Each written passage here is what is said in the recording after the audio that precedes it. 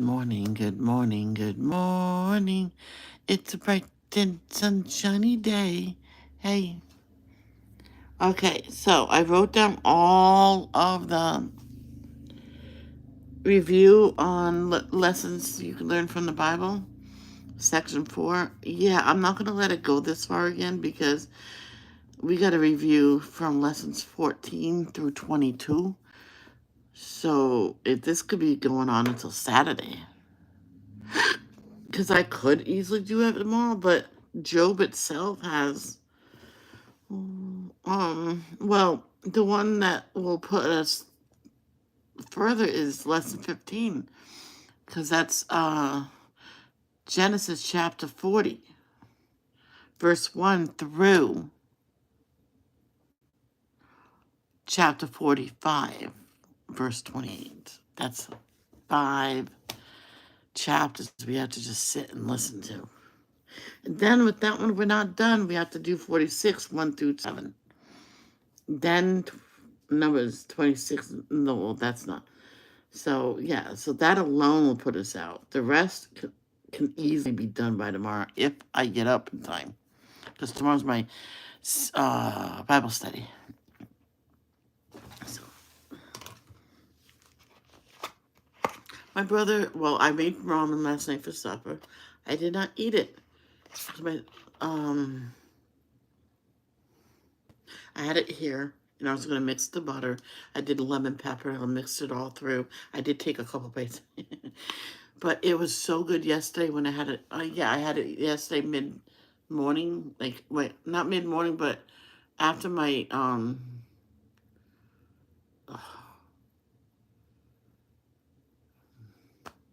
stream. After my morning stream, I made it just as a snack and stuff. And a couple hours later, my sister comes, and Kristen comes back. Kristen has the ID. Yay! And then we had McDonald's. But it was so good with the lemon pepper and butter. And you leave a little bit of water in there and you stir it.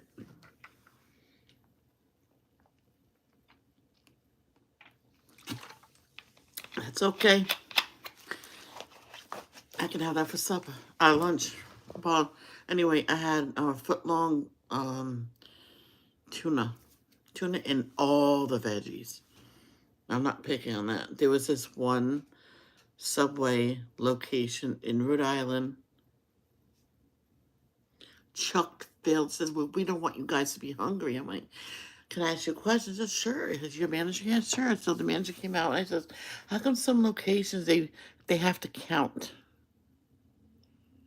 They even only put 4 things of spinach on there. It says, she goes, who does that? And I'm at the place in the mall. I almost walked away. And I said, but I didn't want to waste a sandwich. And I says, can I talk to your manager? So, oh, she's not here today. I went, how can a place run without a manager? She says, I don't know. I said, she was okay.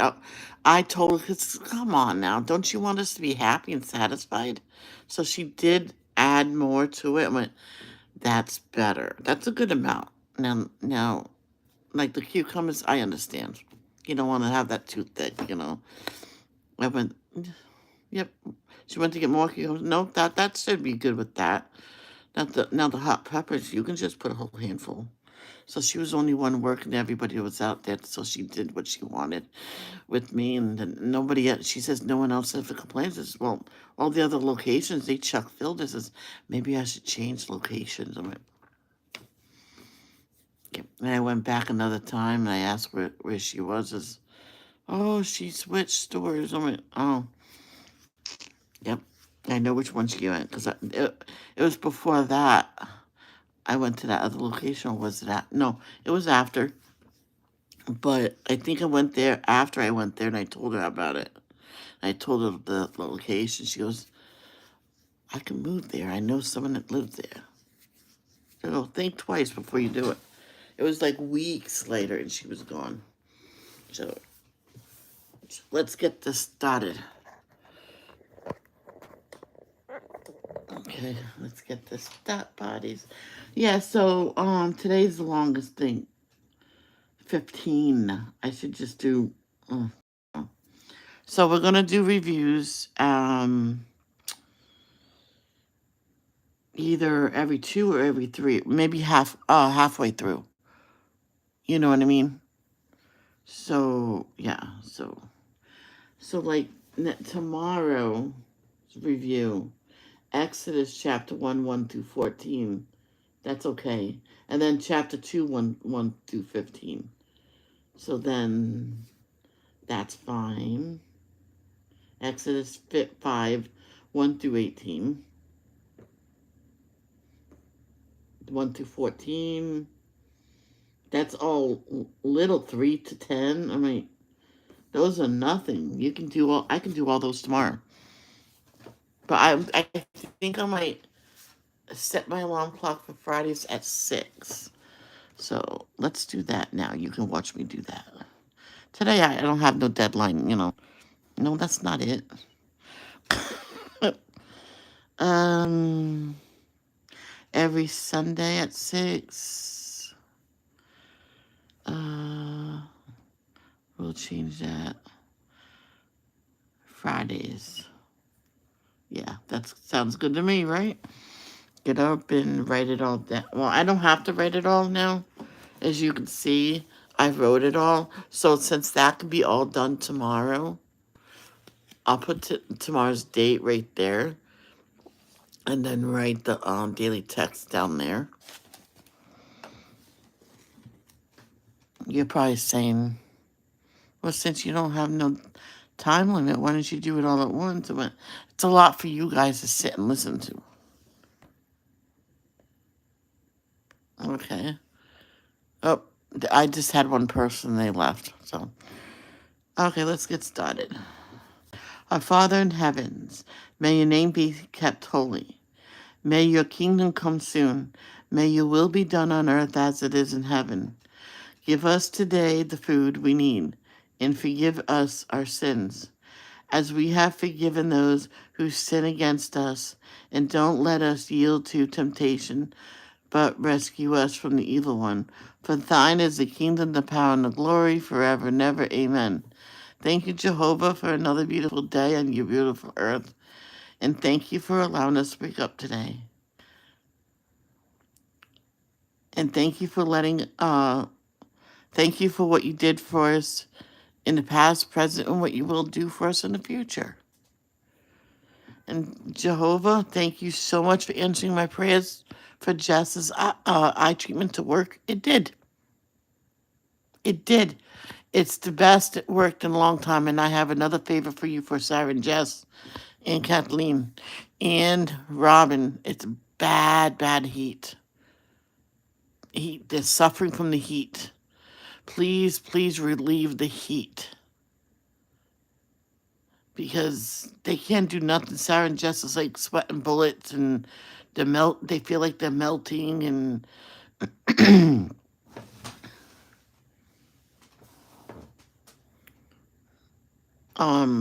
please relieve the heat for them and everybody else that's suffering from it. Please. All right, thank you. In Jesus' name, amen. Jehovah, please help Tate, Cindy Lee, King Charles, Chad Griffith, Joe Biden, Michael Bolton, Rick Flair. They all have cancers, different stages, different kinds.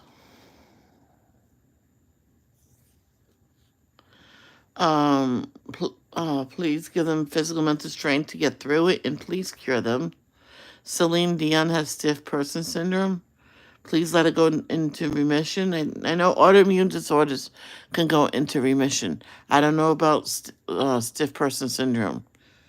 Let's find out something. Hold on.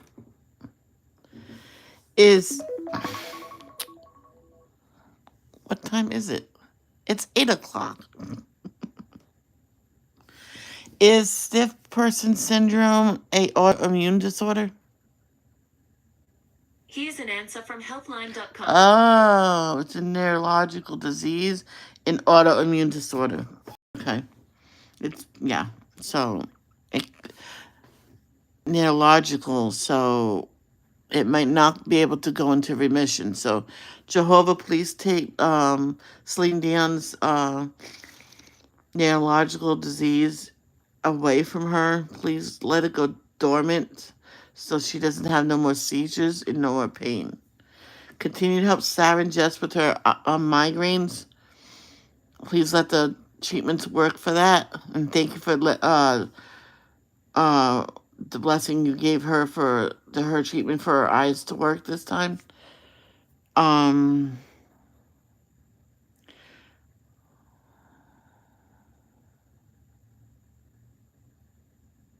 Please help her with her other autoimmune disorders that she has. Please let them all go dormant and continue to help her mama and bless both sides of the family. Continue to help um, Christina Anderson, who has a broken ankle and a broken femur, but now she just has the boot on, so for her ankle. Oh boy. And Jenny, Tiffany, help Robin get ready for her cataract surgeries. First the right eye, then the left eye, and then she has a whole bunch of other stuff to do. Oh, poor Robin. Please cure Robin, Jehovah. She has so many things wrong with her, as well as Jenny and Jess and Sarah. Please help them. Cure them, please. Miss Diane, the daughters, Arnie, Vicky, and family, and Carol and the mom. Please help them. In Jesus' name, amen.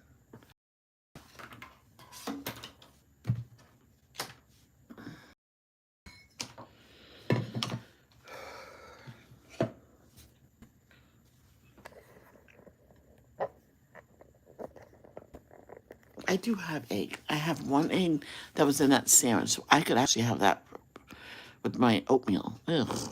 There's no bread for it to go with. Oh boy.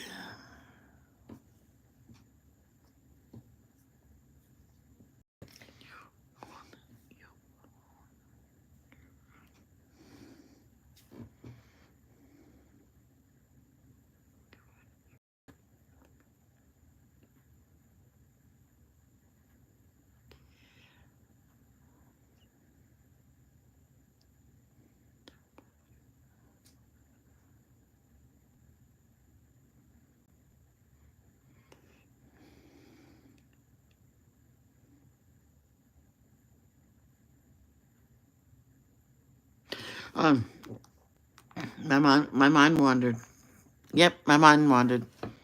Okay, let's get going. Cause what am I doing? Okay. Daily text. Thursday, July 17th. Hold on. I would like to.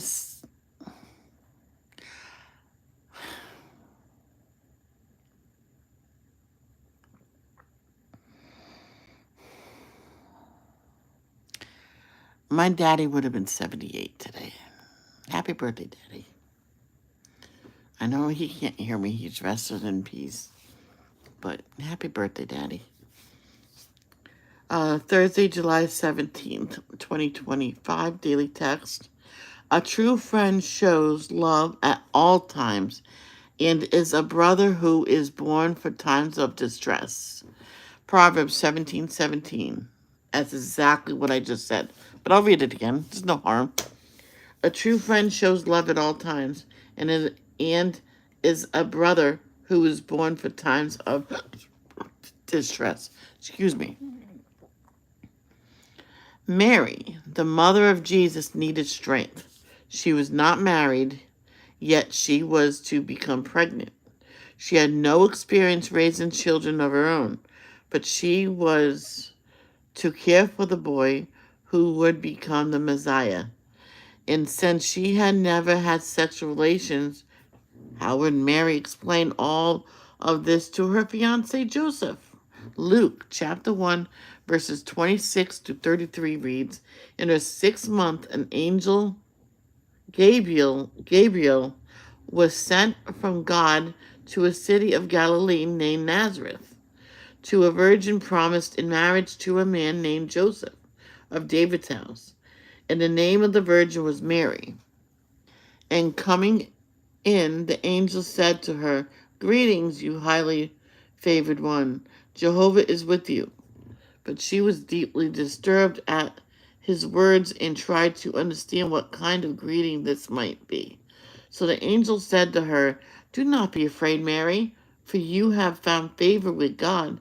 And look, you will become pregnant and give birth to a son, and you are to name him Jesus. This one will be great and will be called Son of the Most High, and Jehovah God will give him the throne of David his father. And he will rule as king over the house of Jacob forever, and there will be no end to his kingdom."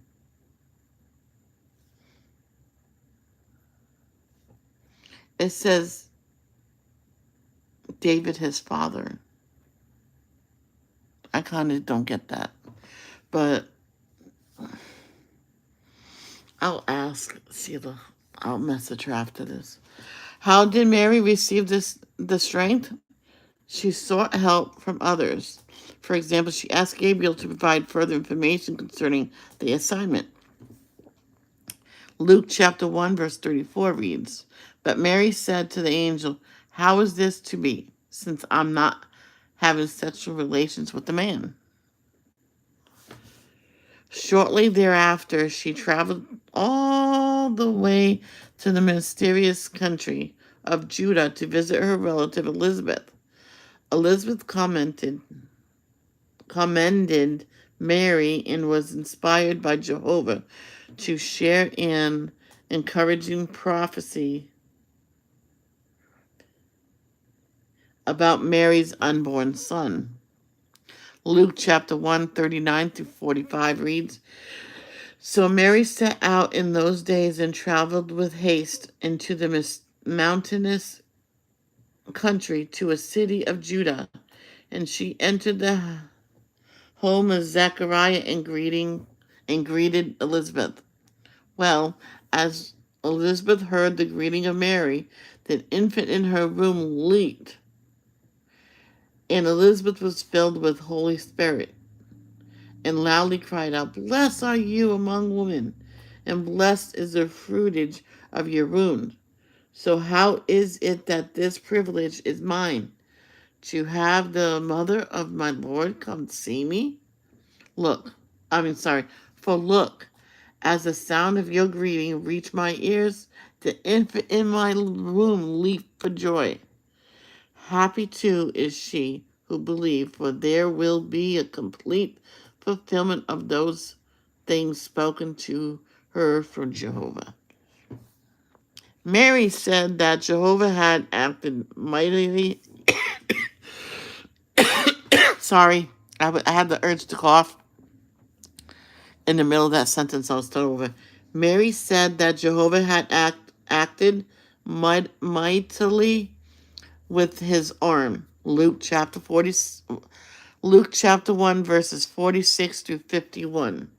And Mary said, "My soul magnifies Jehovah, and my spirit cannot keep from being overjoyed at God my Savior, because he has looked upon the low position of his slave girl. For look, from now on all generations will declare me happy, because the powerful one has done great deeds for me, and holy is his name. And for generation after generation his mercy is upon those who fear him. He has acted mightily with his arm. He has scattered those who are haughty in the attentions of their hearts." Through Gabriel and Elizabeth, Jehovah strengthened Mary. Yep. You have any questions? Oh, they left.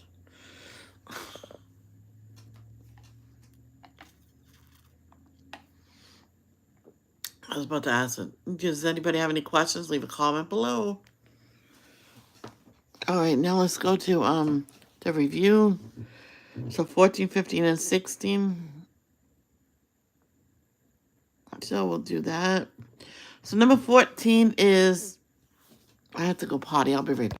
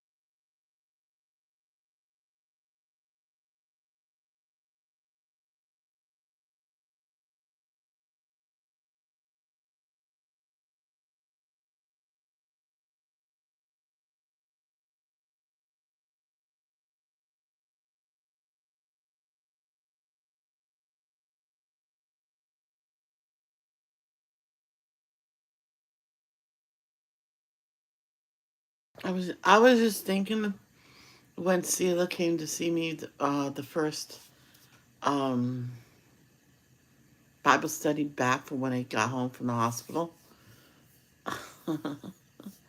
She was practically running up the sidewalk. And I was jumping up and down because I was excited to see them. I says, hey, you see me standing up? Because in the hospital, my legs are swollen and horrible. And Cindy says, your legs are hurting her. So, so number 14 is a slave who obeyed God. See, it was about Joseph.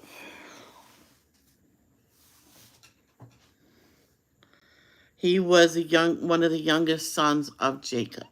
Okay, so his brothers was jealous of him because he was the father's favorite, right? Besides Benjamin. And they sold him to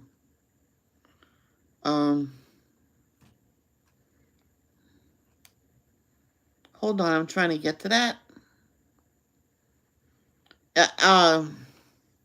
Joseph was sold, and hold on. They sold Joseph for 20 pieces of silver to Midianite merchants who were going to Egypt. Then in Egypt, Joseph was sold as a slave. But he became favor to someone.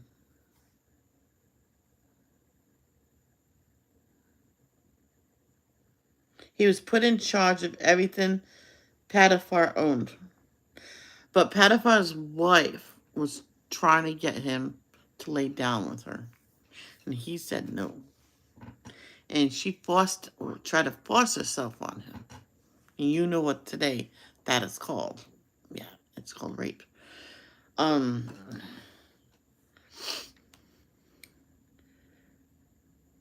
he said no, and he took off, but his coat, outer garment, stayed behind. And she says that he reversed it. She says, she said that he was forcing himself on her, and he got away. Then he ended up in jail. Then eventually he found his brothers and stuff like that, and they, he forgave him and everything, It was the reason why he came out to Egypt. It's one way or another, he probably would have ended up over there anyway. So here's the verses. Genesis chapter 37, 1 through 36. We'll listen to.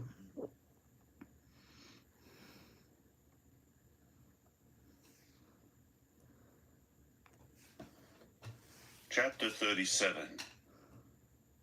Jacob continued to dwell in the land of Canaan, where his father had lived as a foreigner. This is the history of Jacob. When Joseph was 17 years old, the young man was tending the flock with the sons of Bilhah and the sons of Zilpah, the wives of his father. And Joseph brought a bad report about them to their father. Now Israel loved Joseph more than all his other sons, because he was the son of his old age, and he had a special robe made for him. When his brothers saw that their father loved him more than all his brothers, they began to hate him, and they could not speak peaceably to him. Later Joseph had a dream, and told it to his brothers, and they found further reason to hate him. He said to them, "Please listen to this dream that I had. There we were binding sheaves in the middle of the field, when my sheaf got up and stood erect, and your sheaves encircled and bowed down to my sheaf." His brothers said to him, "Are you really going to make yourself king over us and dominate us?" So they found another reason to hate him, because of his dreams and what he said. After that, he had still another dream, and he related it to his brothers. "I have had another dream. This time the sun and the moon and 11 stars were bowing down to me."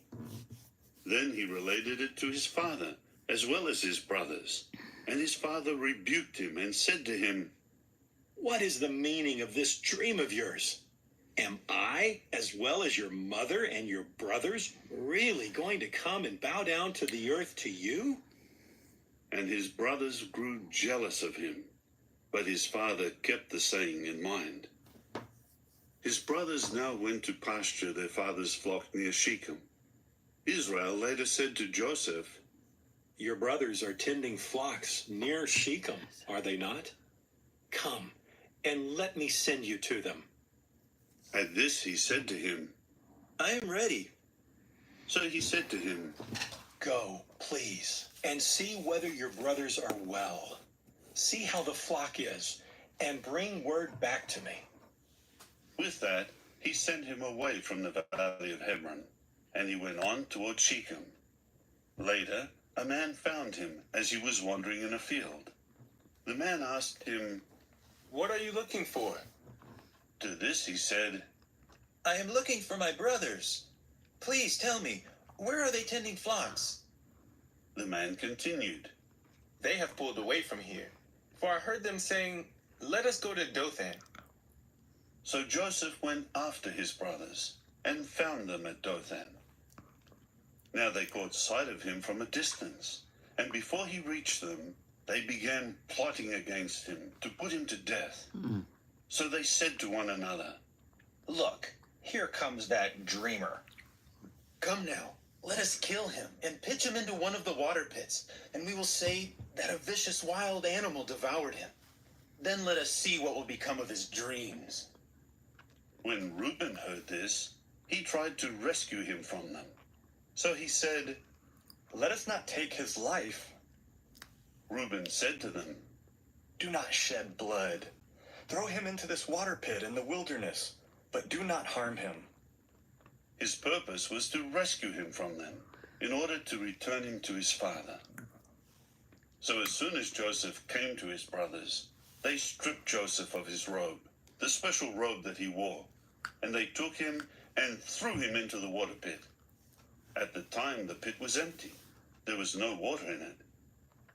Then they sat down to eat. When they looked up, there was a caravan of Ishmaelites coming from Gilead. Their camels were carrying labdanum gum, balsam, and resinous bark, and they were on their way down to Egypt. At this, Judah said to his brothers, What profit would there be if we killed our brother and covered over his blood? Come now, let us sell him to the Ishmaelites, and do not let our hand be upon him. After all, he is our brother, our flesh. So they listened to their brother. And when the Midianite merchants were passing by, they lifted Joseph up out of the water pit and sold him to the Ishmaelites for 20 pieces of silver. These men took Joseph into Egypt.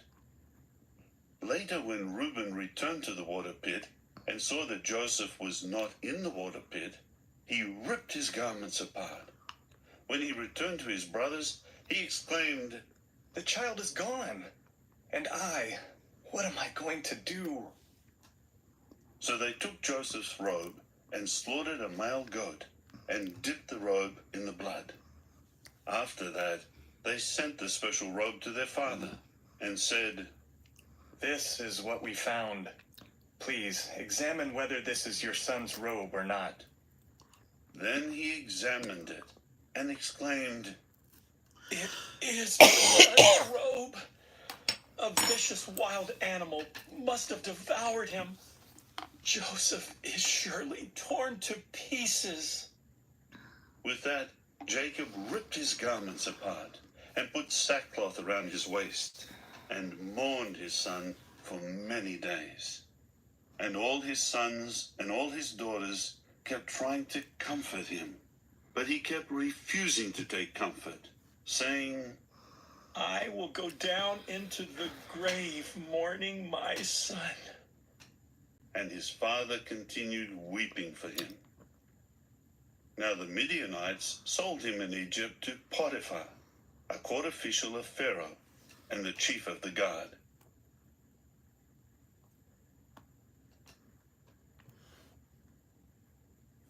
Okay. Chapter 29, 1 through 23. We'll listen to that. Is that it for the... Yeah. Well, there's also Acts on here, but it's not in... I'll show you. Bold letters. You know, those are in bold letters. I'm only doing what's in bold letters. See, they didn't... At the meeting, they didn't read the ones in bold letters. They read one of the other ones. Go over these for the... I'll read them all. 39, 1 through 23. Chapter 39. Now Joseph was taken down to Egypt, and an Egyptian named Potiphar, a court official of Pharaoh and chief of the guard, bought him from the Ishmaelites, who had taken him down there. But Jehovah was with Joseph. As a result, he became successful and was put over the house of his master, the Egyptian. And his master saw that Jehovah was with him, and that Jehovah was making everything that he did successful. Joseph kept finding favor in his eyes, and he became his personal attendant. So he appointed him over his house, and he put him in charge of all that was his. From the time he appointed him over his house and in charge of all that was his, Jehovah kept blessing the house of the Egyptian because of Joseph, and Jehovah's blessing came to be on all that he had, in the house and in the field. He eventually left everything that was his in Joseph's care, and he gave no thought to anything except the food he was eating. Moreover, Joseph grew to be well built and handsome. Now after these things, the wife of his master began to cast her eyes on Joseph and say, Lie down with me. But he refused and said to his master's wife, Here, my master does not know what is with me in the house, and he has entrusted everything he has into my care. There is no one greater in this house than I am, and he has not withheld from me anything at all except you, because you are his wife. So how can I commit this great badness and actually sin against God? So day after day she spoke to Joseph, but he never consented to lie with her or to remain with her. But on one of the days when he went into the house to do his work, none of the household servants were in the house. Then she grabbed hold of him by his garment and said, Lie down with me. But he left his garment in her hand and fled outside. As soon as she saw that he had left his garment in her hand and had fled outside, she began to cry out to the men of her house and to say to them, Look, he brought to us this Hebrew man to make us a laughingstock. He came to me to lie down with me, but I began to cry out at the top of my voice. Then, as soon as he heard me raising my voice and screaming, he left his garment beside me and fled outside. After that, she laid his garment beside her until his master came to his house. Then she told him the same thing, saying, The Hebrew servant whom you brought to us came to me to make me a laughingstock. But as soon as I raised my voice and began to scream, he left his garment beside me and fled outside. As soon as his master heard the words his wife spoke to him, saying, These are the things your servant did to me, his anger blazed. So Joseph's master took him and gave him over to the prison, the place where the prisoners of the king were kept under arrest, and he remained there in the prison. But Jehovah continued with Joseph and kept showing loyal love to him and granting him favor in the eyes of the chief officer of the prison. So the chief officer of the prison put Joseph in charge of all the prisoners in the prison, and everything that they were doing there, he was the one having it done. The chief officer of the prison was looking after absolutely nothing that was in Joseph's care, for Jehovah was with Joseph, and Jehovah made whatever he did successful. Okie dokie. And that's it for number 14. So if you have any questions of it, just let me know.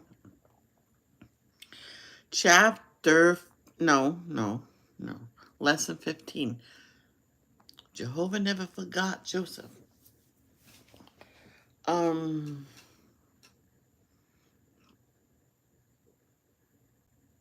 See, while Joseph was in jail, it was in prison, Pharaoh, the king of Egypt, had dreams that nobody could explain.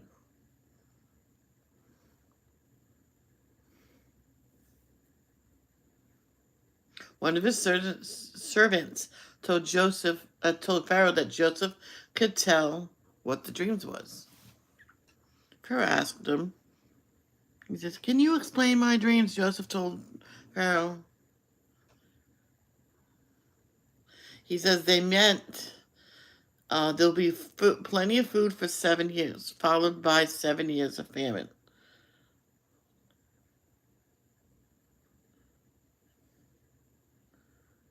And he said, choose someone wise to store up food so that your people wouldn't starve. Pharaoh says, I choose you. So over the next 7 years, Joseph stored up food. Then there was famine over the earth.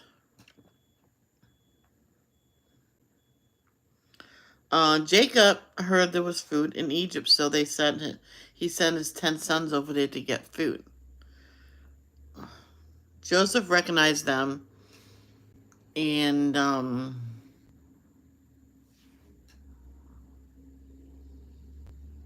said that, you are spies.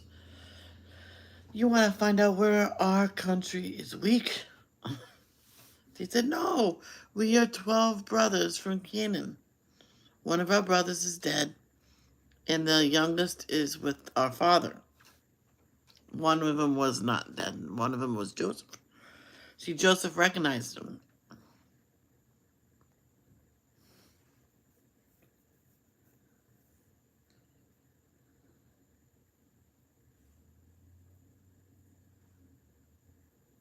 Yeah, so they had to leave one of the brothers behind. You. We're going to hear the whole story. They had to leave one of the brothers behind, I believe. Went back home to his father with the food that they had. And brought Benjamin. Because he says to bring Benjamin, then the other brother can go and all that stuff. Like I said, we're going to hear the whole story.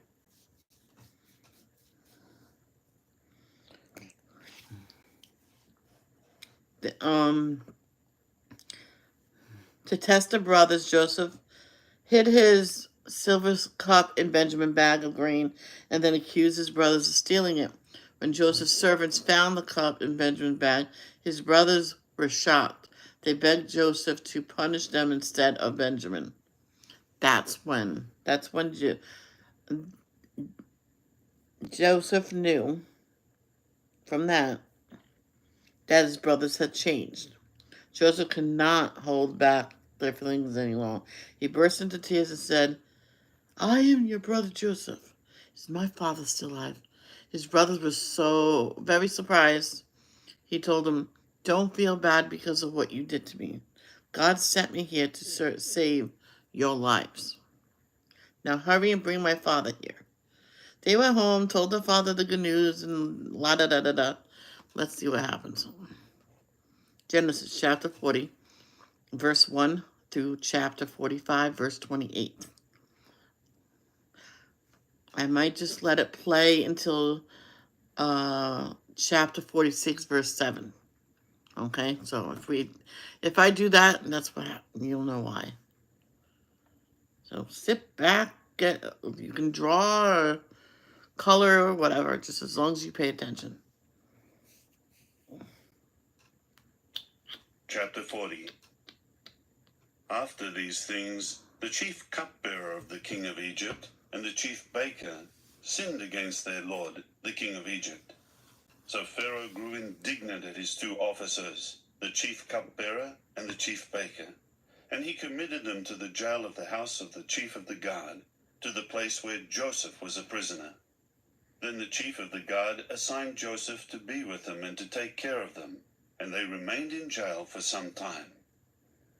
The cupbearer and the baker of the king of Egypt, who were thrown in prison, each had a dream on the same night, and each dream had its own interpretation. The next morning, when Joseph came in and saw them, they looked dejected. So he asked the officers of Pharaoh, who were in custody with him in his master's house, Why are your faces gloomy today? At this they said to him, We each had a dream, but there is no interpreter with us. Joseph said to them, Do not interpretations belong to God? Relate it to me, please. So the chief cupbearer related his dream to Joseph, saying to him, In my dream there was a vine before me, and on the vine there were 3 twigs, and as it was sprouting shoots, it blossomed, and its clusters ripened into grapes. And Pharaoh's cup was in my hand, and I took the grapes and squeezed them out into Pharaoh's cup. After that, I put the cup in Pharaoh's hand. Then Joseph said to him, This is its interpretation. The 3 twigs are 3 days. 3 days from now, Pharaoh will bring you out, restoring you to your office, and you will put Pharaoh's cup into his hand as you did before when you were his cupbearer. Nevertheless, you must remember me when things go well with you. Please, show me loyal love and mention me to Pharaoh in order to get me out of this place. I was, in fact, kidnapped from the land of the Hebrews, and I have not done anything here for which they should put me in prison. When the chief baker saw that Joseph had interpreted something good, he said to him, I too was in my dream, and there were 3 baskets of white bread on my head. And in the top basket, there were all sorts of baked goods for Pharaoh. And there were birds eating them out of the basket on top of my head. Then Joseph answered, This is its interpretation. The 3 baskets are 3 days. 3 days from now, Pharaoh will behead you and will hang you on a stake, and the birds will eat your flesh from you. Now the 3rd day was Pharaoh's birthday, and he made a feast for all his servants. And he brought out both the chief cupbearer and the chief baker in the presence of his servants. And he returned the chief cupbearer to his post of cupbearer, and he continued to hand the cup to Pharaoh. But he hanged the chief baker, just as Joseph had interpreted to them. However, the chief cupbearer did not remember Joseph. He kept forgetting him. Mm.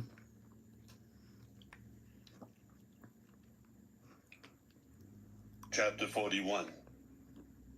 At the end of 2 full years, Pharaoh dreamed that he was standing by the Nile River, and there, coming up from the river, were 7 fine-looking fat cows, and they were feeding on the Nile grass.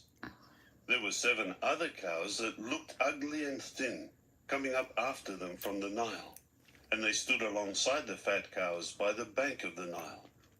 Then the ugly, thin cows began to eat up the 7 fine-looking fat cows. At this, Pharaoh woke up. Then he went back to sleep and had a second dream. There were 7 ears of grain coming up on one stalk, full and choice. And growing up after them were 7 ears of grain that were thin and scorched by the east wind. And the thin ears of grain began to swallow up the 7 full and choice ears of grain. At this, Pharaoh woke up and realized that it was a dream. But in the morning, his spirit became agitated. So he sent for all the magic-practicing priests of Egypt and all her wise men. Pharaoh related his dreams to them, but there was no one who could interpret them for Pharaoh. At that, the chief cupbearer spoke with Pharaoh, saying, I am confessing my sins today. Pharaoh was indignant at his servants, so he committed me to the jail of the house of the chief of the guard, both me and the chief baker. After that, we each had a dream on the same night. He and I each had a dream with its own interpretation. And there with us was a young Hebrew man, a servant of the chief of the guard. When we related them to him, he interpreted for us the meaning of each dream. It happened exactly as he had interpreted to us. I was restored to my office, but the other man was hanged. So Pharaoh sent for Joseph, and they brought him quickly from the prison. He shaved and changed his clothes and went in to Pharaoh. Then Pharaoh said to Joseph, I had a dream, but there is no one to interpret it. Now I have heard it said about you that you can hear a dream and interpret it. At this, Joseph answered Pharaoh, I need not be considered. God will speak concerning Pharaoh's welfare. Pharaoh went on to say to Joseph, In my dream, I was standing on the bank of the Nile River, and there, coming up from the Nile, were 7 fine-looking fat cows, and they began to feed on the Nile grass. And there were 7 other cows coming up after them, poor and very bad-looking and thin. I have never seen such bad-looking cows in all the land of Egypt. And the skinny bad cows began to eat up the first 7 fat cows. But when they had consumed them, no one could have known that they had done so, since their appearance was just as bad as at the start. At that, I woke up. After that, I saw in my dream 7 ears of grain coming up on one stalk, full and choice. Growing up after them were 7 ears of shriveled grain, thin and scorched by the east wind.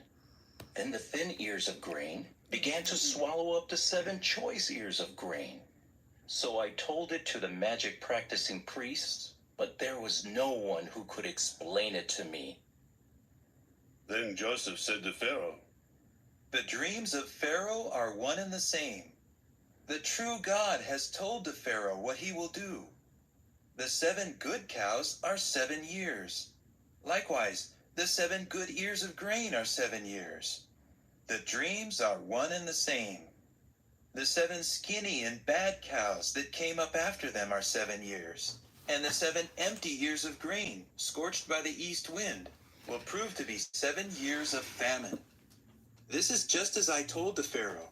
The true God has caused Pharaoh to see what he will do. There are to be 7 years of great abundance in all the land of Egypt. But 7 years of famine will certainly arise after them. And all the abundance in the land of Egypt will certainly be forgotten, and the famine will exhaust the land. And the previous abundance in the land will not be remembered because of the famine afterward, for it will be very severe. The dream was given twice to Pharaoh because the matter has been firmly established by the true God, and the true God will soon carry it out. So now, let Pharaoh look for a man who is discreet and wise, and place him over the land of Egypt. Let Pharaoh take action and appoint overseers in the land, and he should collect 1/5 of the produce of Egypt during the 7 years of abundance. And let them collect all the food during these coming good years, and let them stockpile grain under Pharaoh's authority, as food to be stored in the cities and safeguarded there. The food should serve as a supply for the land, for the 7 years of famine that will occur in the land of Egypt, so that the land may not perish in the famine. This proposal seemed good to Pharaoh and all his servants. So Pharaoh said to his servants, Can another man be found like this one, in whom there is the Spirit of God?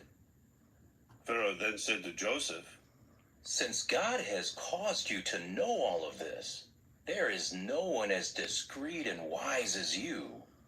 You will personally be over my house, and all my people will obey you implicitly. Only in my role as king will I be greater than you.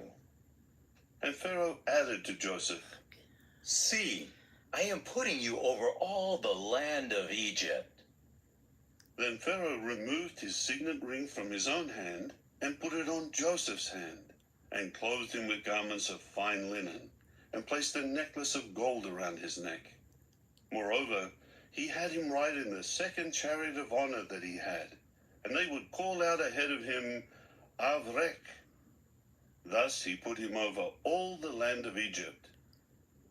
Pharaoh further said to Joseph, I am Pharaoh, but without your authorization, no man may do a single thing in all the land of Egypt.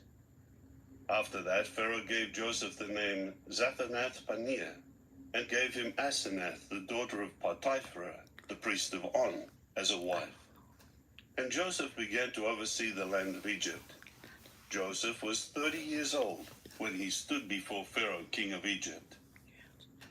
Then Joseph went out from before Pharaoh and traveled throughout all the land of Egypt.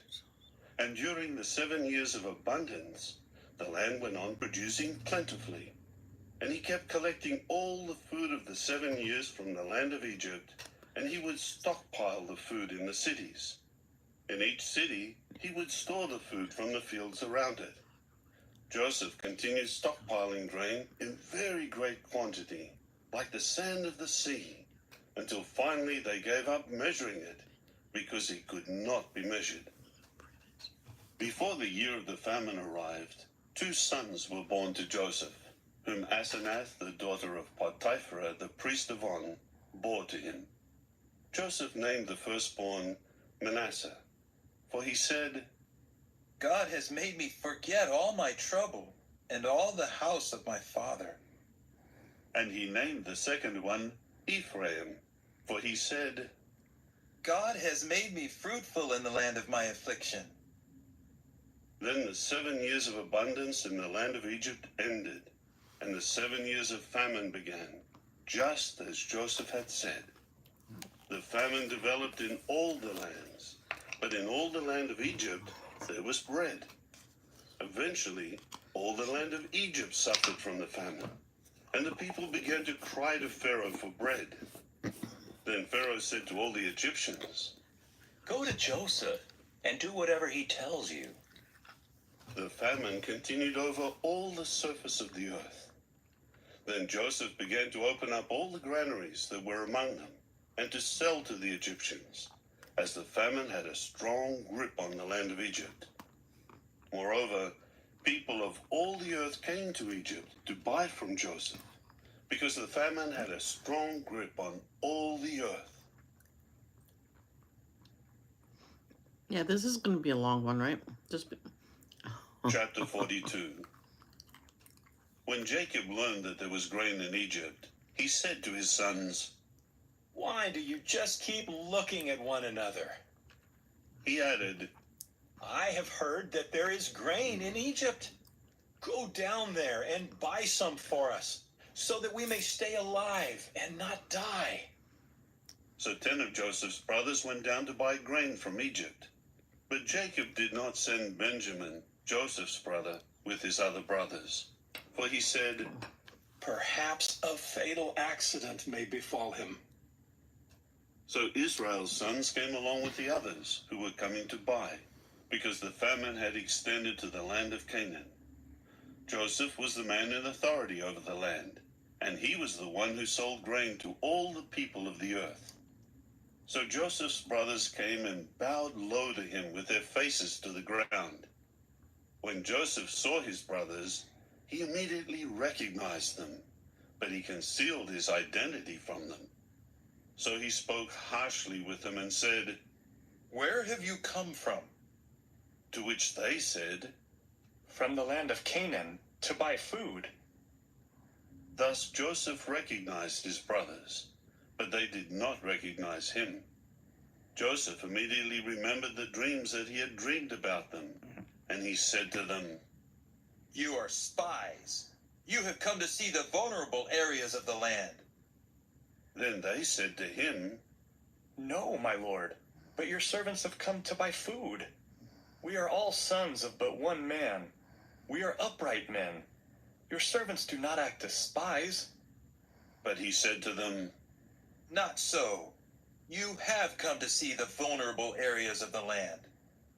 At this they said, Your servants are 12 brothers. We are the sons of but one man in the land of Canaan, and the youngest is now with our father, whereas the other one is no more. However, Joseph said to them, It is just as I said to you. You are spies. By this you will be tested. Heavy. As surely as Pharaoh lives, you will not leave this place until your youngest brother comes here. Okay. Send one of you to bring your brother while you remain in bondage. In I'm this sorry I way, woke you up. your words may be tested out to see if you are telling the truth. And if not, then as surely as Pharaoh lives, you are spies. With that, he put them together in custody for 3 days. Joseph said to them on the 3rd day, Do this and live, for I fear God. If you are upright, let one of your brothers remain in bondage in your house of custody, but the rest of you may go and take grain to alleviate the Oh my gosh. Oh. Sorry. famine in your households. Then bring your youngest brother to me, so that your words will be found trustworthy, and you will not die. and they did so. And they said to one another, We are surely being punished on account of our brother, because we saw his distress when he begged us to show compassion, but we did not listen. That is why this distress has come upon us. Then Reuben answered them, Did I not say to you, do not sin against the child? But you would not listen. Now his blood is certainly being asked back. But they did not know that Joseph understood, for there was an interpreter between them. So he turned away from them and began to weep. When he returned and spoke to them again, he took Simeon from them and bound him before their eyes. Joseph then gave the command to fill up their bags with grain, and to return each man's money to his own sack, and to give them provisions for the journey. This was done for them. So they loaded their grain on their donkeys and left from there. When one of them opened his sack to give fodder to his donkey at the lodging place, he saw his money there in the mouth of his bag. At that he said to his brothers, My money has been returned, and now here it is in my bag. Then their hearts sank, and trembling, they turned to one another and said, What is this that God has done to us?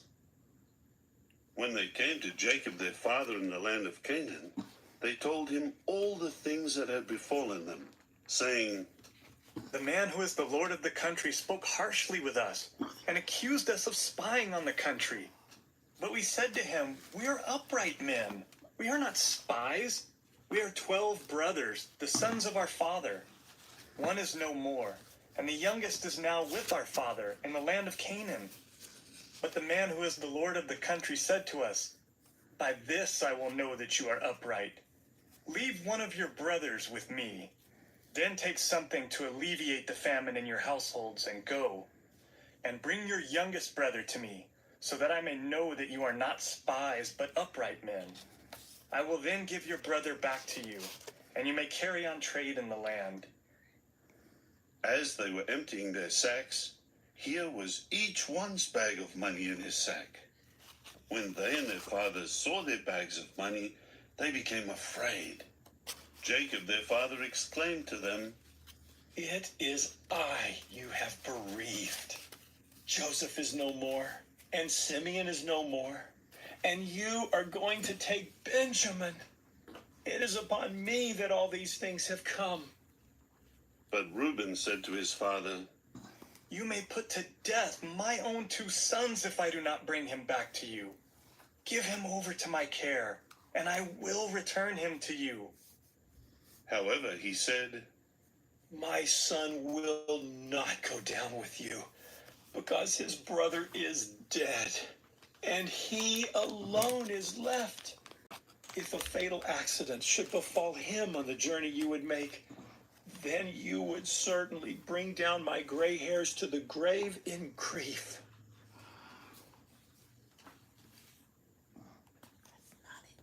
Chapter 43. Now the famine was severe in the land. So when they had finished eating the grain they had brought from Egypt, their father said to them, Return and buy a little food for us. Then Judah said to him, The man clearly warned us. You must not see my face again unless your brother is with you. If you send our brother with us, we will go down and buy food for you. But if you do not send him, we will not go down. For the man said to us, You must not see my face again unless your brother is with you. And Israel asked, Why did you have to bring this trouble on me by telling the man that you had another brother? They replied, The man directly inquired concerning us and our relatives, saying, Is your father still alive? Do you have another brother? And we told him these facts. How could we possibly know that he would say, Bring your brother down?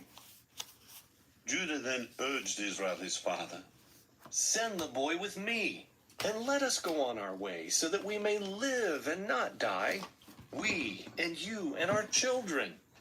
I will be a guarantee for his safety. You may hold me responsible. If I fail to return him to you and present him to you, I will have sinned against you for all time. But if we had not delayed, we could have been there and back twice by now. So Israel their father said to them, If it must be so, then do this. Take the finest products of the land in your bags and carry them down to the man as a gift. A little balsam, a little honey, labdanum, resinous bark, pistachio nuts, and almonds. Take double the money with you. And also take back the money that was returned in the mouth of your bags. Maybe it was a mistake. Take your brother and go. Return to the man. May God Almighty grant you pity from the man, so that he may release to you your other brother and Benjamin. But as for me, if I must be bereaved, I will be bereaved. So the men took this gift, and they took double the money in their hand, and Benjamin. Then they rose and went on their way down to Egypt, and again stood before Joseph. When Joseph saw Benjamin with them, he at once said to the man who was over his house, Take the men to the house, and slaughter animals and prepare the meal, for the men are to eat with me at noon. Immediately the man did just as Joseph had said, and he took them to Joseph's house. But the men became afraid when they were taken to Joseph's house, and they began to say, It is because of the money that was returned in our bags the last time that we are being brought here. Now they will attack us and make us slaves and take our donkeys. So they approached the man who was over Joseph's house and spoke to him at the entrance of the house. They said, Pardon us, my lord. We did come down the first time to buy food. But when we arrived at our lodging place and began opening our bags, why, here was the money of each one in the mouth of his bag, our money in full weight. So we would like to return it personally. And we have brought more money to buy food. We do not know who placed our money in our bags. Then he said, It is all right. Do not be afraid. Your God and the God of your father put treasure in your bags. Your money came first to me. After that, he brought out Simeon to them. Then the man brought them into Joseph's house, and gave them water for washing their feet, and he gave fodder for their donkeys. And they prepared the gift for Joseph's coming at noon, for they had heard that they were going to eat a meal there. When Joseph went into the house, they brought their gift to him into the house, and prostrated themselves to him to the ground. After this, he inquired about their welfare, and said, How is your aged father of whom you have spoken? Is he still alive? To this they said, Your servant our father is well. He is still alive. Then they bowed down and prostrated themselves.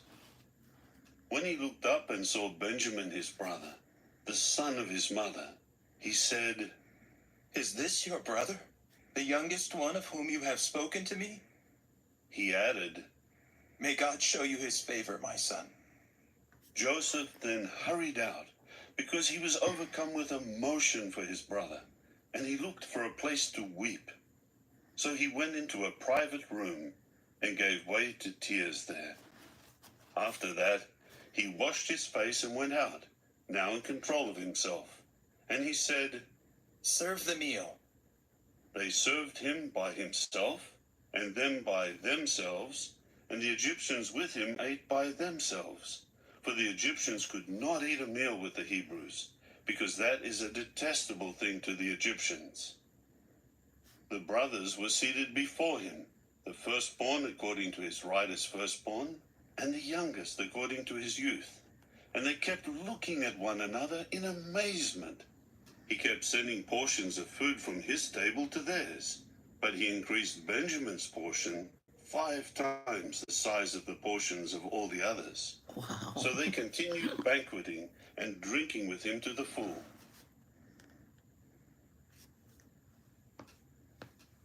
Chapter 44. Later, he commanded the man who was over his house, Fill the bags of the men with as much food as they can carry, and place the money of each one in the mouth of his bag. But you must place my cup, the silver cup, in the mouth of the bag of the youngest, along with the money for his grain. So he did as Joseph had instructed. In the morning, when it had become light, the men were sent away with their donkeys. They had not gone far from the city, when Joseph said to the man who was over his house, Get up, chase after the men. When you overtake them, say to them, Why have you repaid bad for good? Is not this what my master drinks from, and uses to read omens expertly? It is a wicked thing you have done. So he overtook them, and spoke these words to them. But they said to him, Why does my lord say such a thing? It is unthinkable that your servants would do anything like this. Why, the money that we found in the mouth of our bags, we brought back to you from the land of Canaan. How then could we steal silver or gold from the house of your master? If it is found with one of your slaves, let him die, and the rest of us will also become slaves to my master. So he said, Let it be as you say. The one with whom it is found will become my slave, but the rest of you will be innocent. With that, each one quickly lowered his bag to the ground and opened it. He searched carefully, starting with the oldest and finishing with the youngest.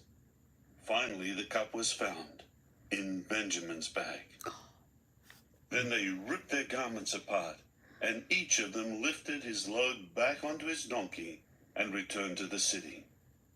When Judah and his brothers went into Joseph's house, he was still there. and they fell to the ground before him. Joseph said to them, "What is this deed that you have done? Did you not know that a man like me can expertly read omens?" At this Judah replied, What can we say to my master? What can we speak? How can we prove ourselves righteous? The true God has found out the error of your slaves. We are now slaves to my master, both we and the one in whose hand the cup was found.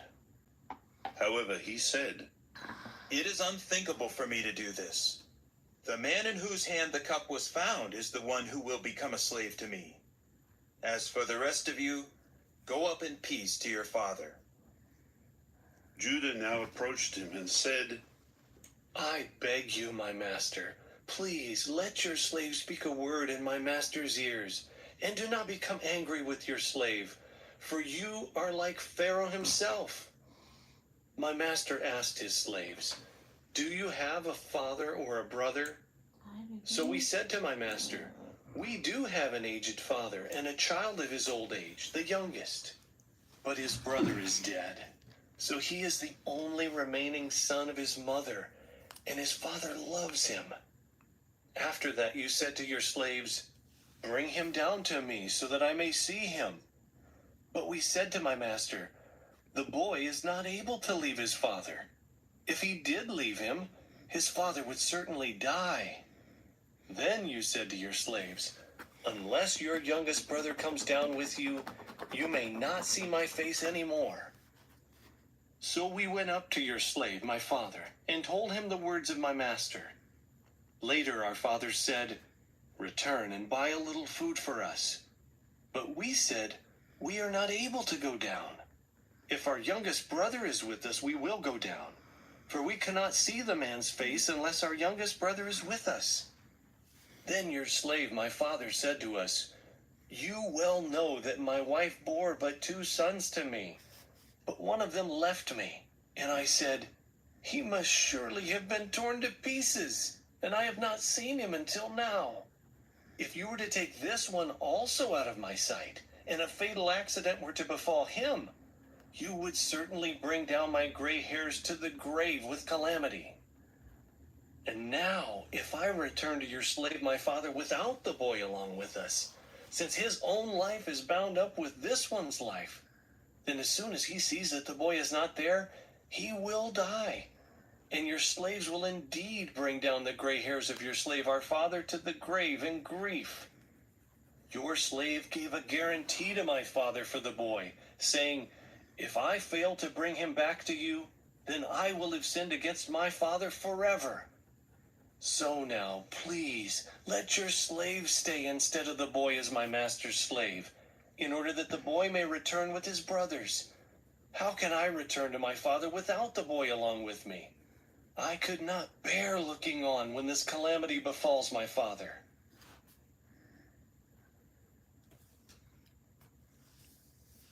Chapter 45. At this, Joseph could no longer control himself before all his attendants. So he cried out, have everyone leave me.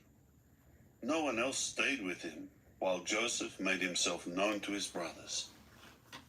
Then he began to weep so loudly that the Egyptians heard it, and Pharaoh's house heard it. Finally Joseph said to his brothers, I am Joseph. Is my father still alive?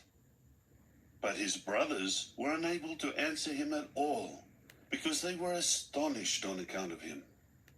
So Joseph said to his brothers, come close to me, please. With that, they came close to him. Then he said, I am Joseph, your brother, whom you sold into Egypt. But now do not be upset, and do not reproach one another because you sold me, because God has sent me ahead of you for the preservation of life. This is the 2nd year of the famine in the land, and there are yet 5 years in which there will be no plowing or harvest. But God sent me ahead of you in order to preserve for you a remnant on the earth, and to keep you alive by a great deliverance. So then, it was not you who sent me here, but it was the true God, in order to appoint me as chief advisor to Pharaoh, and lord for all his house, and ruler over all the land of Egypt. Return quickly to my father, and you must say to him, this is what your son Joseph has said. God has appointed me lord over all Egypt. Come down to me. Do not delay. You must dwell in the land of Goshen, where you will be near me. You, your sons, your grandsons, your flocks, your herds, and everything you have. I will supply you with food there, for there are yet 5 years of famine. Otherwise, you and your house and everything you have will come to poverty. You and my brother Benjamin can now see with your own eyes that I am really the one speaking to you. So you must tell my father about all my glory in Egypt and everything you have seen. Now hurry and bring my father down here. Then he embraced his brother Benjamin and gave way to weeping. And Benjamin wept with his arms around his neck. And he kissed all his brothers and wept over them. And after that, his brothers spoke with him. The news reached the house of Pharaoh.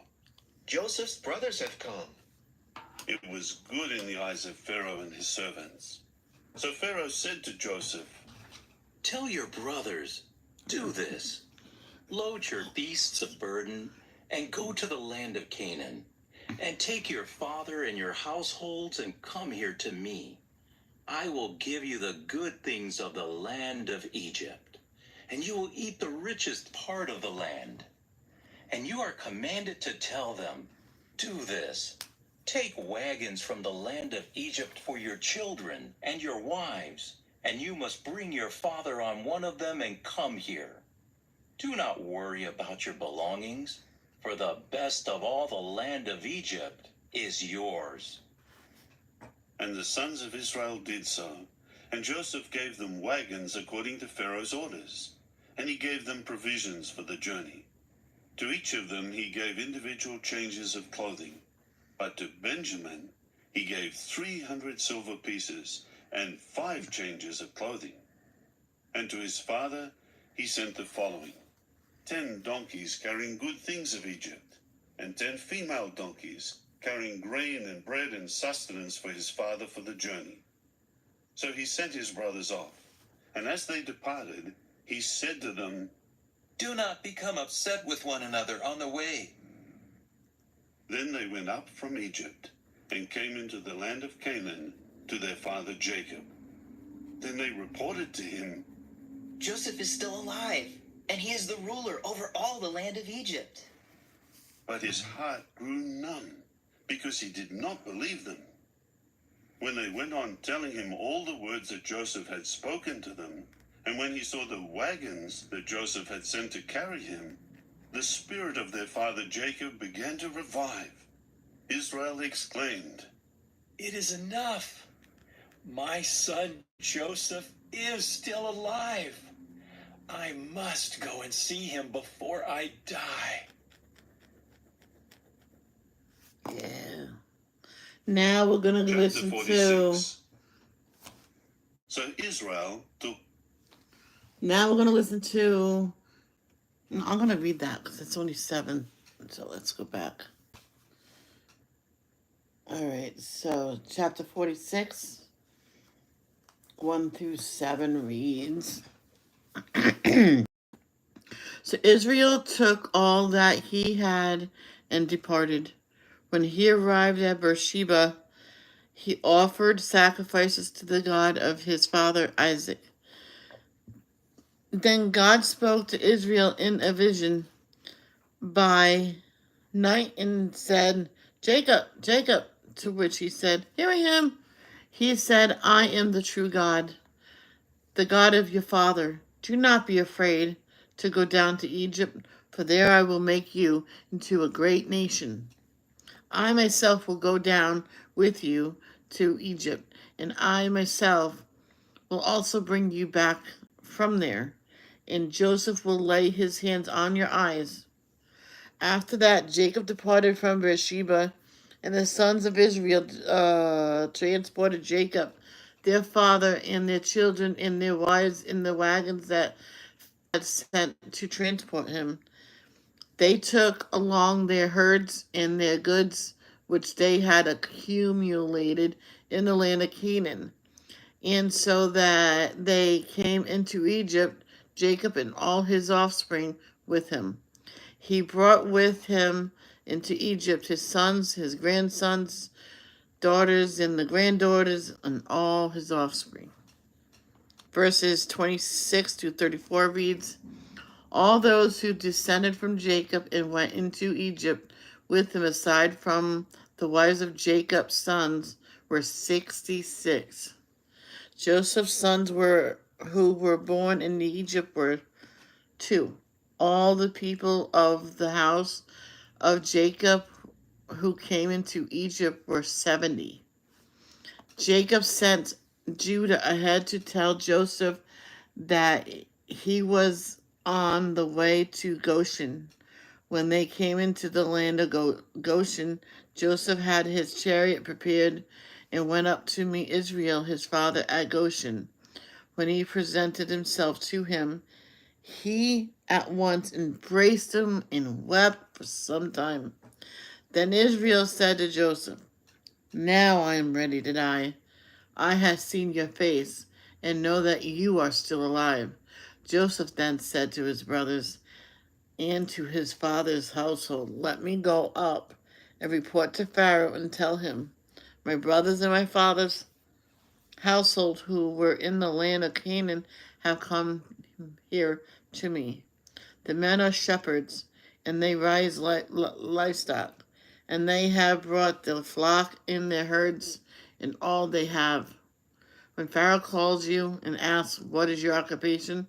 You must say your servants. Your servants have raised livestock from our youth until now, both we and our forefathers, so that you may dwell in the land of Goshen.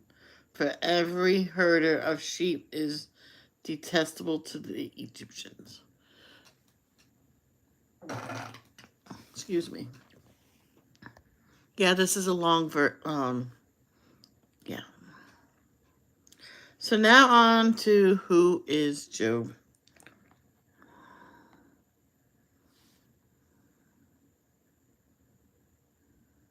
Job was a very rich man with a large family. He was very kind. He helped poor people and women whose husbands have died, and children who had no parents.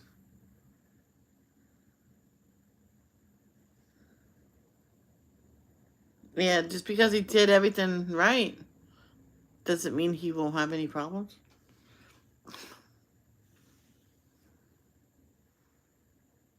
And Satan was watching Job, but Job didn't know it.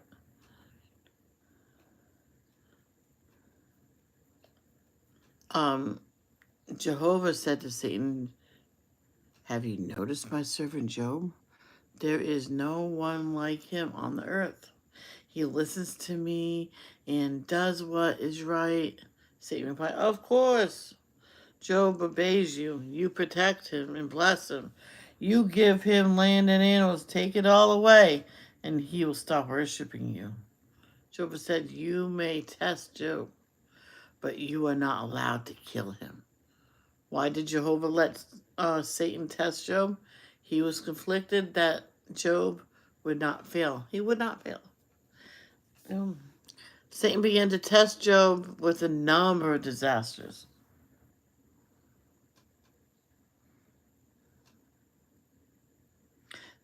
First, Satan sent Sabaeans to steal Job's cattle and donkeys. Then fire destroyed all of Job's sheep. The Chaldeans stole his camels. And the servants who was looking after the animals were killed. Then the worst disaster of all of Job's children died. The house fell in on them where they were eating. And Satan wanted Job to suffer even more. and he caused sores to break out all over his body, and he was in terrible pain. He did not know why these things were happening to him, yet Job still worshipped Jehovah. God saw all of this, and he was very pleased with Job. Satan then sent 3 men to test Job. They told him, hold on a second.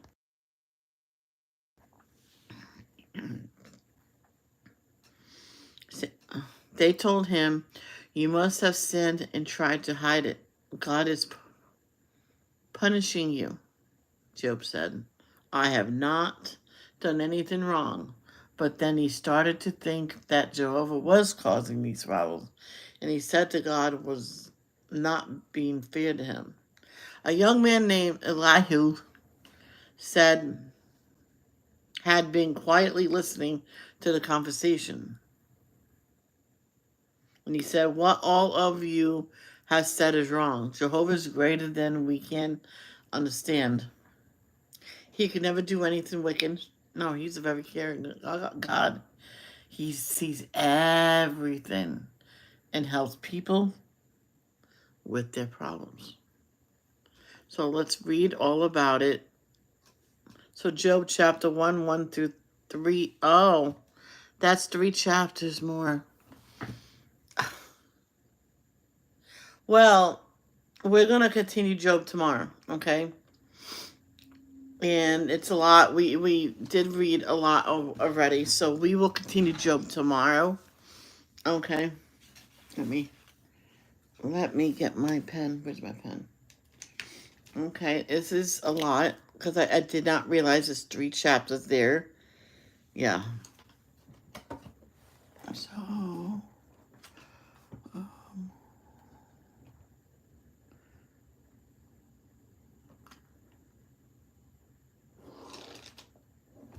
okay.